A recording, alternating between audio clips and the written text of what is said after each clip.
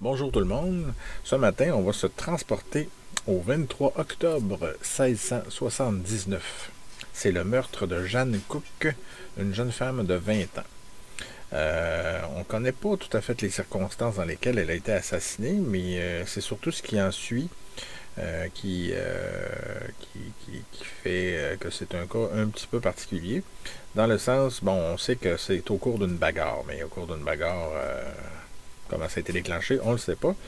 On sait toutefois que son corps a été inhumé dans un cimetière de Trois-Rivières. Vu que c'est 1679, c'est un petit peu plus problématique. J'ai pas fait de recherche pour essayer de la trouver. Là. Quand c'est des cas plus récents, c'est plus facile un peu à retrouver. Si, bon, toutefois, il y a une plaque encore, il y a quelque chose pour marquer la place où elle a été enterrée. Mais 1679, j'ai pas beaucoup d'espoir. S'il y a des fouilleux qui sont spécialistes dans la recherche de cette époque-là pour les dépouilles, ben tant mieux, vous m'en ferez part. Mais moi, je me décourage assez pour cette époque-là, du moins. Quand c'est 1800-1900, bon, c'est autre chose. Hein. Donc,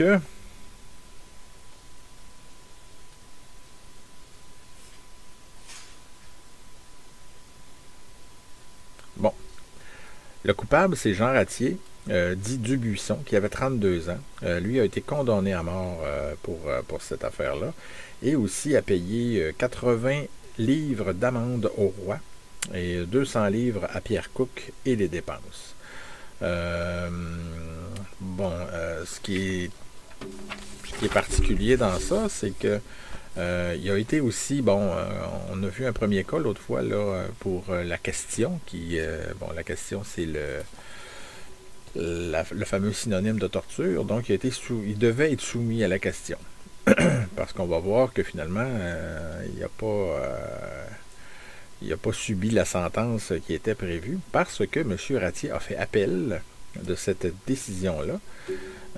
Évidemment, on ne connaît pas les détails là, pour lesquels il a réussi à faire appel, mais cet appel-là a fait en sorte qu'il y a 4 nouveaux accusés qui sont apparus, Crevier, Gilbert Dupuis et un dénommé Julien.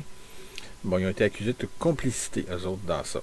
J'imagine qu'il a transféré un peu le fardeau de sa culpabilité sur 4 autres personnes, des personnes qu'il connaissait nécessairement.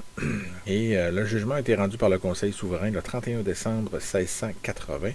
Ratier a encore été reconnu coupable d'avoir tué Jeanne Cook, condamné à être pendu sur la place du marché de la basse ville de Québec, et en outre a payé 300 livres d'intérêt civil à Cook, qu'on imagine être le mari de la victime, 100 livres d'amende au roi, et les dépenses de 2 procès. Donc c'est lui en plus qui devait couvrir les frais des 2 procès. Mais par contre, il a été chanceux, notre petit monsieur Ratier, parce que il n'y avait pas d'exécuteur public, donc il n'y avait pas de bourreau de disponible, puis personne, évidemment, c'est pas un emploi, malgré la morbidité de certaines personnes, des fois, là, c'est pas un emploi qui est très couru, disons-le.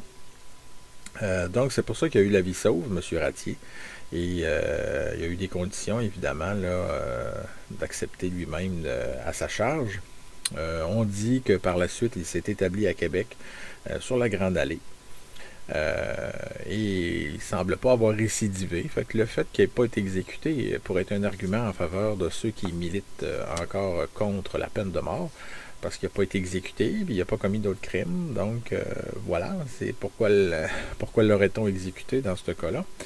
Et bon, apparemment que M. Ratier, il représente le 3e cas depuis le début de la colonie qui s'était mérité, c'est-à-dire qui avait été gracié après une condamnation à mort.